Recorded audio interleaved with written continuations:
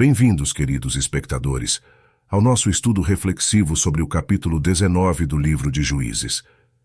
Hoje, mergulharemos nas intrigantes narrativas que compõem este capítulo, explorando seus temas e mensagens profundas. Antes de começarmos, convido todos vocês a expressarem suas expectativas sobre o que esperam descobrir ou compreender ao longo desta análise. Deixe seus pensamentos abaixo. Compartilhe conosco suas expectativas, dúvidas ou curiosidades sobre o capítulo 19 de Juízes. Suas contribuições enriquecerão nossa discussão e nos ajudarão a explorar diferentes perspectivas.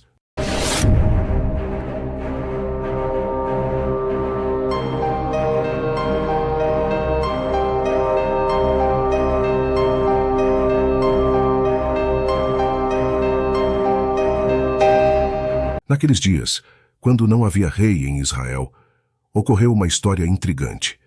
Um levita, percorrendo os arredores da montanha de Efraim, decidiu ter uma concubina de Belém de Judá. No entanto, a situação tomou um rumo sombrio quando sua concubina o traiu e partiu, retornando à casa de seus pais em Belém de Judá, onde permaneceu por 4 meses. Determinado a resgatar o relacionamento, o marido levita partiu em busca dela, acompanhado por seu servo e um par de jumentos. Ao chegar à casa do pai da moça, encontrou uma calorosa acolhida, resultando em 3 dias de convívio, comendo, bebendo e passando as noites juntos. Ao amanhecer do 4º dia, o pai da moça sugeriu que partissem, mas ofereceu a possibilidade de fortalecerem-se com alimento antes da jornada. Sentados para compartilhar uma refeição, o pai da moça convidou o levita a passar mais uma noite para alegrar seus corações. Entretanto, o homem decidiu seguir em frente, mas seu sogro o persuadiu a passar mais uma noite ali. Ao amanhecer do 5º dia, quando se preparavam para partir, o pai da moça insistiu que fortalecessem seus corações antes de seguir viagem. Eles permaneceram até que o dia começou a declinar, compartilhando uma refeição juntos. Apesar do convite para passar mais uma noite e encontrar alegria, o homem, sua concubina e seu servo decidiram partir. Seu sogro sugeriu que passassem a noite, pois o dia estava quase acabando. Mas o homem recusou e partiu, chegando às proximidades de Jebus, também chamada Jerusalém, ao entardecer.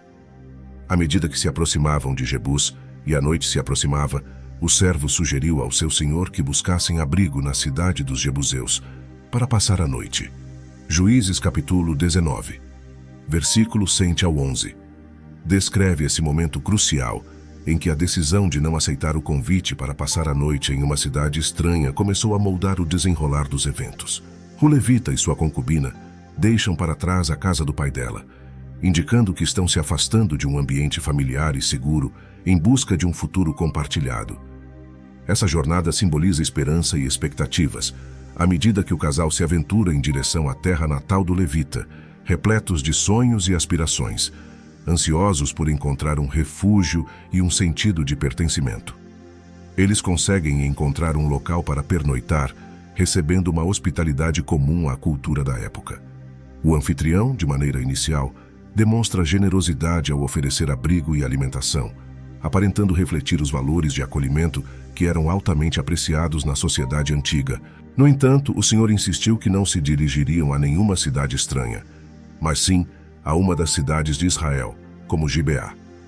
Ele sugeriu ao seu servo que continuassem até Gibeá ou Ramá para passar a noite. Ao avançarem, o sol já se punha quando chegaram a Gibeá, uma cidade de Benjamim. Ao entrarem na cidade, não encontraram ninguém disposto a recebê-los em casa para passarem a noite. Decidiram então sentar-se na praça da cidade. Nesse momento, um ancião, um homem idoso da montanha de Efraim, mas que temporariamente estava em Gibeá, veio da lavoura à tarde. Embora os habitantes do local fossem benjamitas, esse homem era de Efraim. Ao ver o viajante na praça da cidade, o ancião indagou sobre sua procedência e destino. O diálogo entre o ancião e o viajante, registrado em Juízes 19, versículo 12 ao 18, antecede eventos cruciais que moldarão a narrativa subsequente. No entanto, dispomos de palha, pasto, pão e vinho suficientes para nossos jumentos, para mim, para tua serva e para o moço que nos acompanha. Não nos falta nada. O ancião, desejando paz ao viajante, Ofereceu-se para suprir qualquer necessidade que tivessem, contanto que não passassem a noite na praça. Ele os conduziu até sua casa, providenciou alimento para os jumentos e, após lavarem os pés, compartilharam uma refeição. Enquanto desfrutavam de um momento de alegria, os homens perversos da cidade, conhecidos como filhos de Belial, cercaram a casa, batendo à porta. Pediram ao ancião, senhor da casa, que entregasse o viajante para que pudessem abusar dele. O homem, dono da casa, saiu e, em um ato de desespero, ofereceu sua filha virgem e a concubina do viajante para proteger o hóspede, implorando que não cometessem tal atrocidade contra o homem.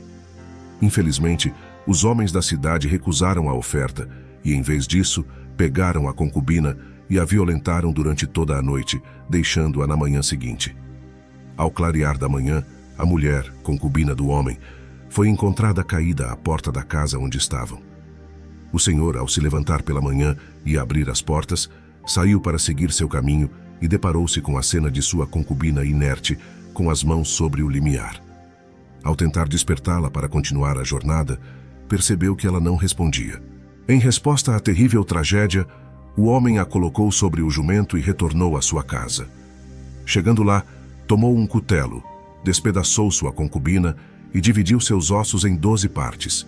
Em um ato extremo, enviou essas partes para todas as regiões de Israel. A notícia se espalhou, e todos que testemunharam ou ouviram falar desse terrível evento ficaram chocados. As pessoas comentavam que nunca antes algo tão hediondo havia acontecido desde que os filhos de Israel saíram do Egito. Este evento provocou reflexão e discussão, instigando todos a ponderarem e falarem sobre essa trágica situação. Todos os filhos de Israel se mobilizaram, reunindo-se diante do Senhor em Mispa, como uma única entidade, desde Dan até Berseba, e abrangendo a terra de Gileade. Os líderes de todas as tribos de Israel se apresentaram na congregação do povo de Deus, totalizando 400.000 homens armados com espadas. Ao ouvir que os filhos de Israel estavam em Mispa, os benjamitas ficaram cientes da situação e indagaram sobre a origem dessa maldade. O homem levita, marido da mulher falecida, tomou a palavra e explicou que havia chegado com sua concubina a Gibeá, uma cidade de Benjamim, com a intenção de passar a noite. No entanto, os cidadãos de Gibeá se revoltaram contra ele, cercando sua casa durante a noite, com o intento de matá-lo. Além disso, perpetraram violência contra sua concubina, levando-a à morte. Diante dessa atrocidade e perversidade ocorrida em Israel, tomei a decisão de desmembrar minha concubina e enviar seus pedaços por toda a terra da herança de Israel, como um ato simbólico. Agora todos vocês, filhos de Israel, estão reunidos aqui. Por favor, compartilhem suas palavras e conselhos. O povo, unido como um só, levantou-se e declarou que nenhum deles retornaria às suas tendas ou casas. Concordaram em agir contra Gibeá por meio de um processo de sorte. A proposta era escolher 10 homens de cada 100, 100 de cada 1.000 e 1.000 de cada 10.000 de todas as tribos de Israel, para prover mantimentos para a população. Dessa forma, quando chegasse a Gibeá de Benjamim, poderiam lidar com ela conforme a insanidade que havia cometido em Israel. Todas as tribos de Israel uniram forças contra Gibeá, agindo como um único corpo. Enviaram representantes por toda a tribo de Benjamim questionando: que maldade é esta que foi perpetrada entre vós? Juízes capítulo 20, versículos 6 ao 12. Então peço que nos entreguem agora aqueles homens perversos de Gibeá, para que possamos executá-los e erradicar o mal de Israel. No entanto, os filhos de Benjamim se recusaram a ouvir a voz de seus irmãos, os filhos de Israel. Em vez disso, os filhos de Benjamim se reuniram nas cidades em torno de Gibeá, preparando-se para enfrentar os filhos de Israel. Naquele dia, os filhos de Benjamim contaram com 26.000 homens habilidosos com a espada, excluindo os habitantes de Gibeá, dos quais 700 eram guerreiros escolhidos. Dentre todo esse povo, havia 700 homens canhotos que podiam atirar pedras com uma funda e jamais erravam. Os homens de Israel, excluindo os de Benjamim, totalizavam 400.000 homens experientes em combate. Diante desse cenário, os filhos de Israel se levantaram e foram a Betel, buscando a orientação de Deus, perguntando: quem dentre nós deverá liderar o ataque contra Benjamim? O Senhor respondeu: Judá subirá primeiro. Portanto, os filhos de Israel se levantaram pela manhã e acamparam-se diante de Gibeá. Juízes capítulo 20, versículo 13 e 19. Assim, os homens de Israel entraram em confronto com Benjamim, e a batalha foi travada nas proximidades de Gibeá. Nesse dia, os filhos de Benjamim saíram de Gibeá e derrotaram 22.000 homens de Israel. No entanto, o povo, ou seja, os homens de Israel, reagrupou-se e reorganizou o combate no mesmo local onde o haviam planejado no primeiro dia. Subiram novamente os filhos de Israel, choraram diante do Senhor até a tarde e consultaram o Senhor perguntando: deveríamos voltar a lutar contra os filhos de Benjamim, nossos irmãos? O Senhor respondeu: subam contra eles. Assim, no dia seguinte, os filhos de Israel se aproximaram dos filhos de Benjamim. Da mesma forma, os de Benjamim saíram ao encontro dos filhos de Israel fora de Gibeá e derrotaram mais 18.000 homens, todos especializados no manejo da espada. Então, todos os filhos de Israel e o povo em geral subiram a Betel, onde choraram, permaneceram diante do Senhor e jejuaram até a tarde. Ofereceram holocaustos e ofertas pacíficas diante do Senhor. Os filhos de Israel também consultaram o Senhor, pois a arca da aliança de Deus estava presente naqueles dias. Finéias, filho de Eleazar, neto de Arão, estava presente naqueles dias e consultou o Senhor, perguntando se deveriam continuar lutando contra os filhos de Benjamim, seus irmãos, ou se deveriam parar. O Senhor respondeu que subissem, pois entregaria os filhos de Benjamim nas mãos deles no dia seguinte. Israel então preparou emboscadas ao redor de Gibeá, e no terceiro dia, os filhos de Israel enfrentaram os filhos de Benjamim, organizando a batalha próximo a Gibeá, como fizeram antes. Os filhos de Benjamim saíram ao encontro do povo e desviaram-se da cidade, ferindo 30 homens de Israel nos caminhos, um dos quais levava a Betel e o outro a Gibeá pelo campo. Os filhos de Benjamim pensaram que estavam vencendo, mas os filhos de Israel decidiram fugir, atraindo-os para fora da cidade pelos caminhos. Todos os homens de Israel se levantaram e organizaram a batalha em Baal Tamar, enquanto a emboscada de Israel saiu da caverna de Gibeá. 10.000 homens escolhidos de Israel avançaram contra Gibeá, e a batalha ficou intensa.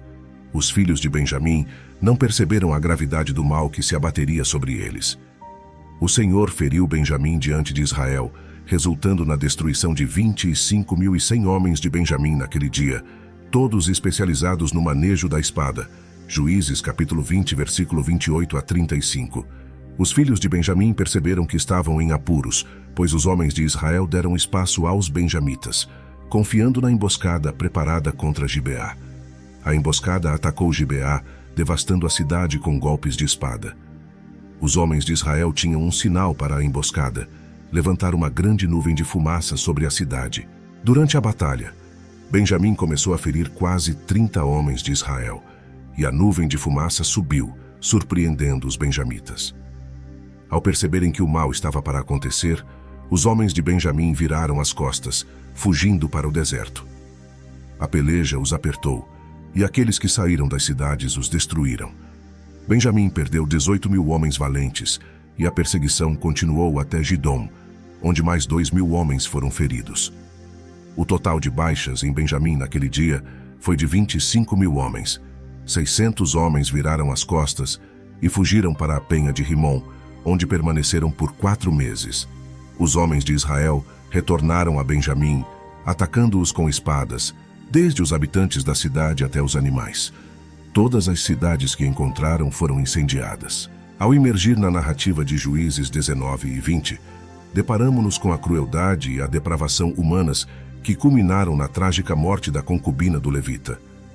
É imprescindível que elevemos nossas preces por compaixão e empatia em nossos próprios corações, buscando a ajuda divina para que possamos verdadeiramente sentir a dor e o sofrimento das vítimas de violência e injustiça em nosso mundo. Que as nossas orações se voltem para a sensibilidade às necessidades alheias, motivando-nos a buscar ativamente maneiras de expressar amor e compaixão às pessoas que enfrentam situações difíceis. Agradeço a todos pela participação e pelas valiosas contribuições durante nossa análise do capítulo 19 de Juízes. Suas expectativas e reflexões enriqueceram nossa discussão de maneiras significativas. Lembre-se de que a jornada de exploração das Escrituras é contínua e convido cada um de vocês a se manterem conectados conosco. Não esqueçam de se inscrever em nosso canal, Caminho Milenar, para acompanhar futuras reflexões, estudos e discussões sobre temas espirituais.